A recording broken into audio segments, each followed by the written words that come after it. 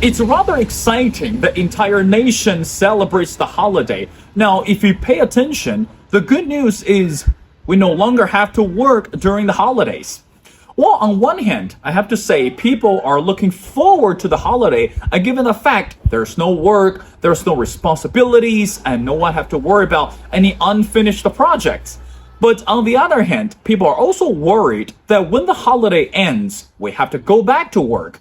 Well, in this episode, we'll talk to one of the distinguished authors regarding what we call the value of work and also how to avoid what we call burnout. Now, it's too often. Again, it's not just in the States, it's almost everywhere. Younger generations today are facing the difficult choices. On one hand, I need to keep up with the work, but on the other hand, how can I avoid the burnout? Well, in this episode, you're going to hear all of them.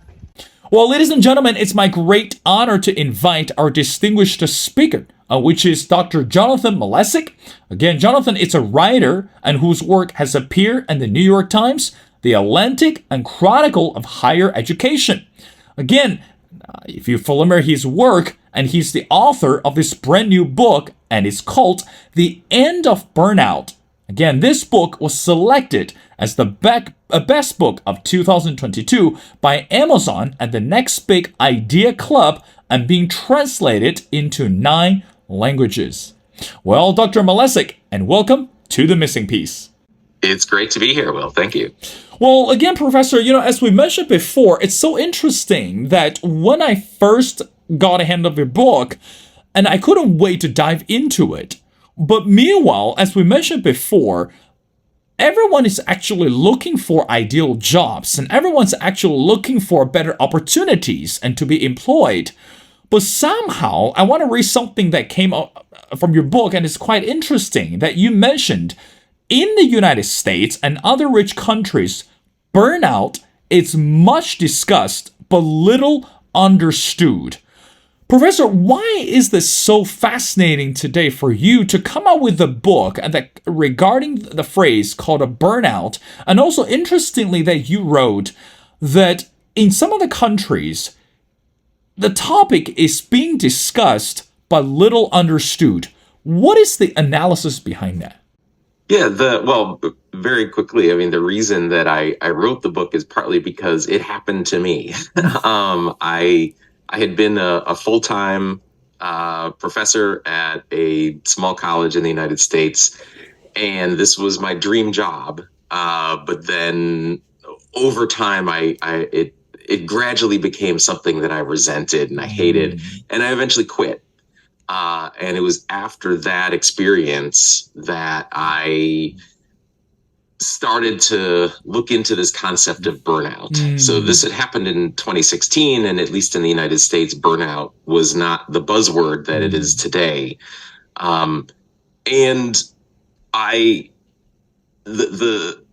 this term made sense of my experience. And then a few years later, burnout did become this buzzword, and people were talking about it like there was, everyone was burned out, it seemed. And people were allegedly burned out in all sorts of ways that had nothing to do with work.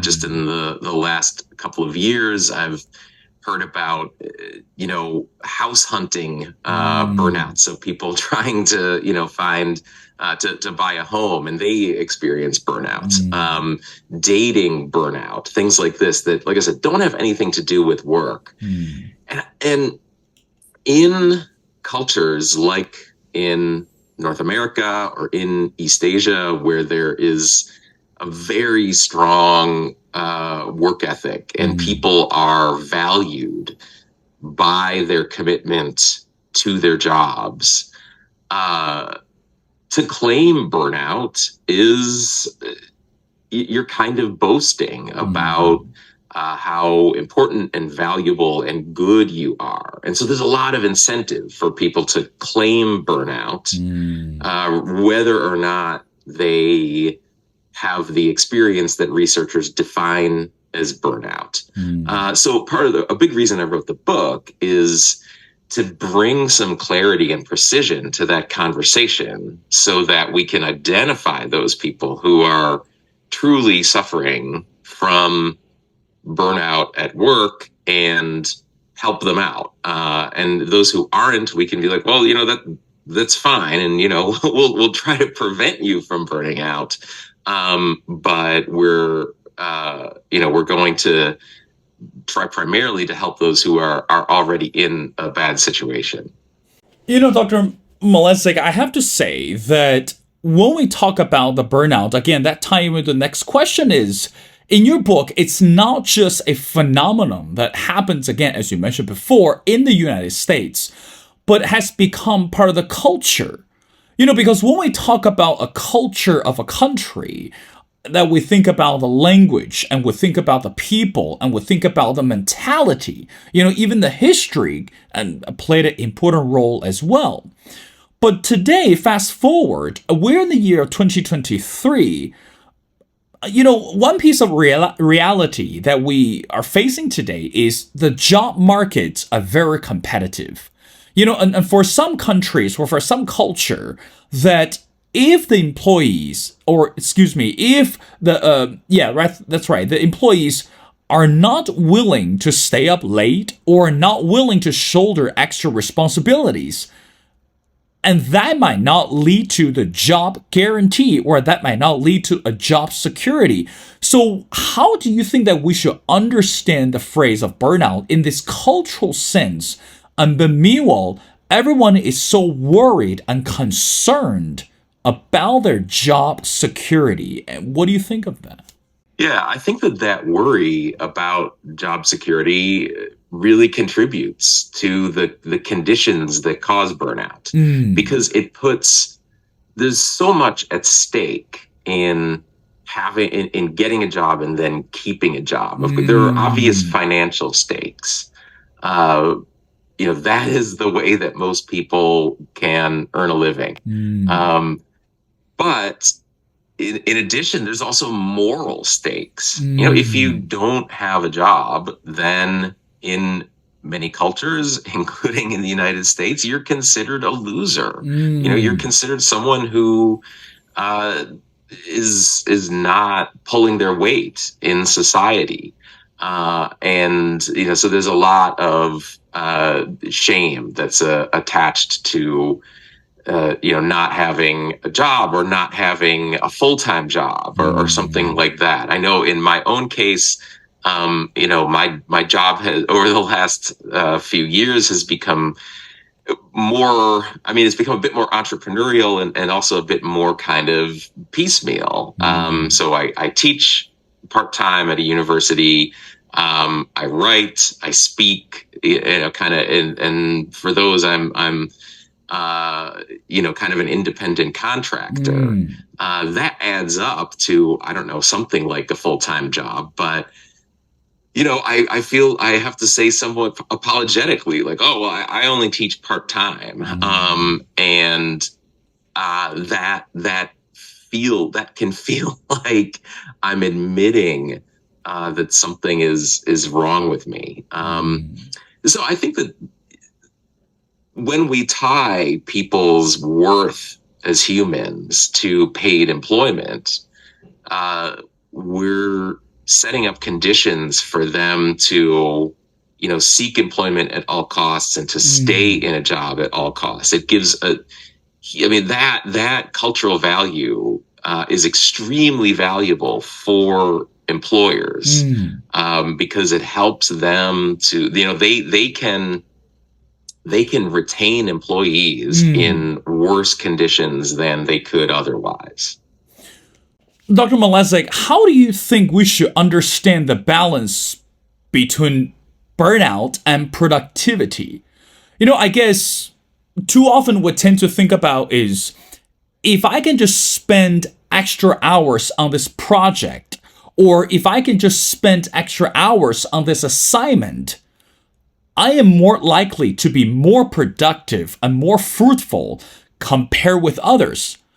But in reality, and again, something that you wrote in this book as well, it's not really the case, because productivity had little or almost nothing to do with the extra hours you spent. So in other words, let's say you're a professor in college and you know the students, that if the students are working on this complex and complicated issue or questions, it doesn't matter how many hours the students are working on it. But if they're not getting it from the beginning or all the way to the end, they're not going to get it anyway. But again, the same mentality with us as employee is, I want to be more productive and I want to be more fruitful. So spending extra time or spending the extra hours should be the ultimate solution. How do we understand the balance of that? And also in reality, I think it shows that it might not even have this productive or fruitful results even though we're willing to be burnout. And what do you think of that? Yeah, I mean, there certainly, if working more hours is more productive up to a point. There are diminishing returns there. There's research from South Korea on this, that like over about 40 or 50 hours, certainly past 50 hours and possibly past 40 hours, there are diminishing returns to productivity. And the benefits that the worker gets from work, some of those increase with time, like pay, generally speaking, but others of them don't. If we are talking about the kind of moral value of work, you get a big kind of boost in esteem if you work at all, right? And that increase is less over time. You're not socially considered a much better person at 50 hours compared to 40, really. And some of the other benefits of working, to the employee, would include social things, like you make friends through work and things like that. And you don't make more friends in the 50th hour of work. Right. So I think, but the costs, especially to the employee, are build up and are probably, maybe not even linear. They might be exponential at some point. So when the benefits to the employer start to level off after a certain number of works. You stop being very productive. The costs to the employer and to the employee increase also after, probably 40 and certainly 50 hours a week. There really seems to be there may be almost a sweet spot of a certain number of hours when human beings can really be productive during a week. And it's not at 60 hours. It's not at 80 hours. A standard work week in the United States is about 40. I think that people would benefit a lot from more like 30. But yeah, I mean, I think that we have this belief that every one more hour I'll be like that much more productive. But I mean, you're not. You end up just kind of performing work and not, no one's really benefiting from it. And we shouldn't do that. We shouldn't expend effort that's not benefiting anyone. That's right. And I think you're right, Professor. Again, let's go back to the book. And I want to read a number. Again, there were so many significant points, especially related to data that you included in the book. But this one particularly stood out, and I quote, "Many point out that workplace stress costs Americans up to $190 billion a year in excess healthcare costs and untold amount of lost productivity." Dr.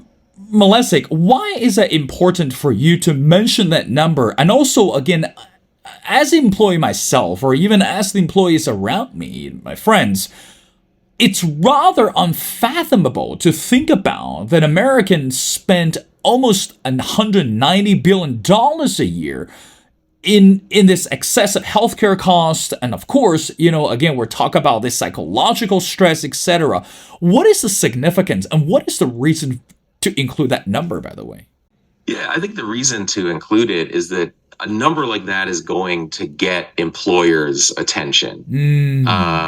In the US, most people have health care through their employer. So our health insurance is an employee benefit. And I mean, I think that is also kind of contributing to, the burnout crisis, specifically in the US. Though, of course, people, burnout is a problem in countries that have, single payer systems and things like that. But ultimately, employers need to change their practices. They need to see that the way that they are driving employees, the expectations that they have are bad for business, as I think that they are. I think that, a company that pushes employees to the brink of exhaustion or even past that point is ultimately not going to be as successful as a company that has, reasonable conditions and treats employees with dignity. Burnout is almost a human resources strategy in some industries.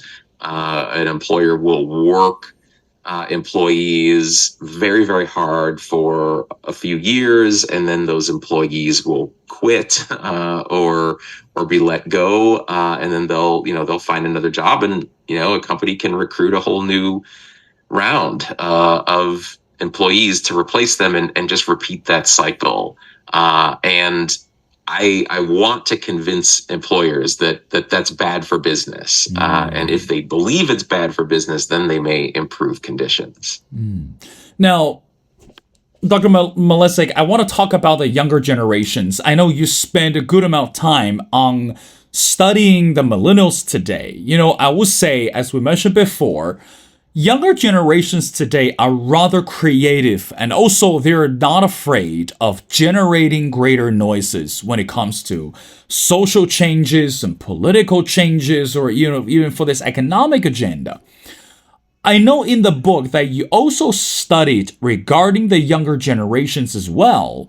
Now, how do you think that the younger generations, the youth today, they're actually responding to this burnout culture? I mean, again, post the pandemic, if I'm not mistaken, a lot of corporations, or including, smaller businesses, they face this, what we called the great resignation. Again, it could relate to psychological trauma, it could relate to financial burden, but I think the burnout culture has a lot more to do with it as well. So from your perspective, how should we understand the reaction or even the comprehension among the millennials today when they look at the burnout? So does that mean that we should really lower our standard as employers, and also we should really start to take things off their plates, and so that they can be better, efficient, or more effective at work? What do you say to that? Yeah, I think that there are a couple of important factors in play for these different generations. I think about my parents' generation, and the ideal there was, being a company man. And it was almost always men who played these roles, who work for one employer for their entire career, and they retire and get a gold watch or something. That's the sort of cliche, and it's that model of kind of lifelong loyalty between both the employer and the employee. It doesn't exist for workers of the millennial and subsequent generations. The job market is much more, I mean, you could call it dynamic, but you could also call it precarious. There aren't those same guarantees. And so I think one factor is that younger workers recognize, well, if an employer is going to show no loyalty to me, why should I show loyalty to them? So I think that that's one factor, and another factor is simply the upheaval in the labor market caused by the pandemic. And it was particularly, it's people who were just beginning their careers, and everything about their work suddenly changes. Many workers, we had overnight, the unemployment rate dramatically increased in the United States. Many workers' jobs became much more dangerous, and others ended up working from home. And, that I think reset some people's expectations for why they're working, who they're working for. And it's the younger workers who have a bit more flexibility and are maybe a bit more appealing on the labor market. Workers who are my age or older are maybe more reluctant to make a big change. A worker who's, 25 or 30 might be willing to take a risk on a different way of working, where a worker who is closer to retirement might be reluctant to do that. And will be like, well, I can deal with this job. I can deal with this career. I'm only going to be doing it another, 10, 15 years or so. And then I'll retire and I won't have to worry about it.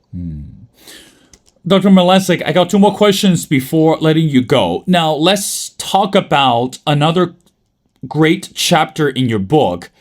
Again, you lay out this beautifully. It's we can create a new culture. So in other words, again, you dedicated a good chapters, and I quote, you said, we can create a new culture with work no longer at the center of our lives, meaning and preventing and healing burnout would demand that we collectively lower our ideals for work and improve conditions so that they match workers' human dignity, and end quote. Professor, how are we going to do that? Again, as we mentioned before, this is completely a revolution. Again, I hope that every single leader in the upper level or in the management area can understand and so can get a copy of her book and start reading. But the thing is still going to be really challenging to transform and to change the culture. How are we going to do that? And also some might say, well, as we mentioned before, we've been doing this for decades. What is the benefit or what are the advantages of changing or modifying or even completely just doing it over? What do you think of that? Yeah, it will take a long time, for sure.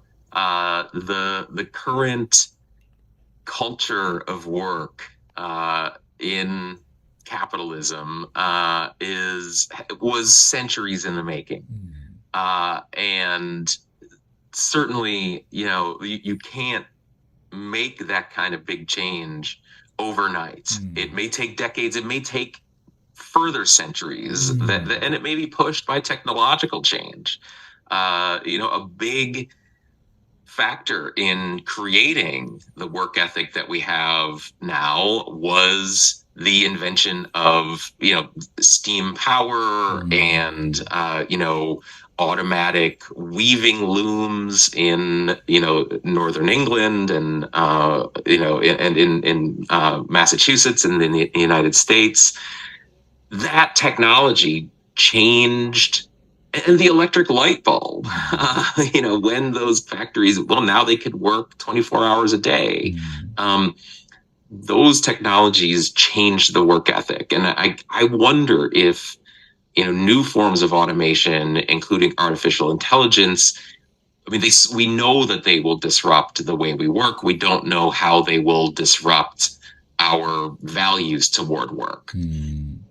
I would like us to kind of try to culturally, anticipate some of the changes, get ahead of these changes, and start laying the groundwork for a society that doesn't place a person's value primarily on work.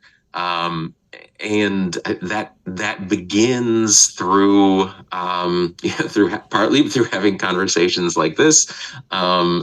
It will happen by bold employers and human resources managers making changes, experimenting in their workplaces. The pandemic was a very unfortunate natural experiment in testing out new ways of working, and there are probably lessons to be learned there. So it will be it will take a long time to make these changes, and we may not see them in our lifetimes, but it's worth it to attempt to build that kind of culture now so that people in the future can enjoy it. Dr. Malesic, I want to wrap up our conversation. Again, the title of your book, it's called The End of Burnout. Now, let's just say, again, ask the question to every single distinguished author and a speaker. What do you expect the readers to understand when they finish reading the last page or even the last chapter of your book? Because again, I understand for a lot of people, either they can be very optimistic, after reading your book, hopefully that's a great relief and we finally find out a study. But on the other hand, some older generations are going to rethink and reconsider the management role styles, or, again, we're looking at how to balance work and life for themselves and also for the employees as well. But again, ultimately, it's what do you expect them to understand or even to appreciate when they finish reading your book? Well, one important thing is that the culture that leads to burnout, so this culture that values people solely or primarily through their employment status, that was a human invention. That's an invention of human culture. And no one of culture, of course, is bigger than any one of us, but it was invented by normal people and how they develop their beliefs over time. That means normal people like us can change it. Massive cultural and economic systems are ultimately human inventions. And no one of us has the power to change them on our own. But if people change the way they think, that is cultural change. It's a change of expectations, to change of beliefs, and the consequent change of practices. So I guess that the optimism that I hope people will have when they close the book is that other ways of living are possible. Not just for the individual, but for societies at large. Well, again, ladies and gentlemen, it's such an amazing book. And again, of course, I am so honored to speak to Dr. Jonathan Malesic. Again, Jonathan, it's a writer and whose work has appeared in New York Times, Atlantic, and numerous major news outlet, and he holds a PhD in religious study and from the University of Virginia and teaches writing at Southern Methodist University. I strongly encourage everyone go online and look for Dr. Malesic's new book, which is called The End of Burnout. Again, Professor, thank you so much for your time. It's been a pleasure speaking to you. And again, we hope and I pray that more and more people, not just for the management level, but also for everyone, can grab a copy of your book and start to reading about burnout and understand it's time that we need to change this culture. So thank you so much for doing this. Yeah, thank you so much for having me here.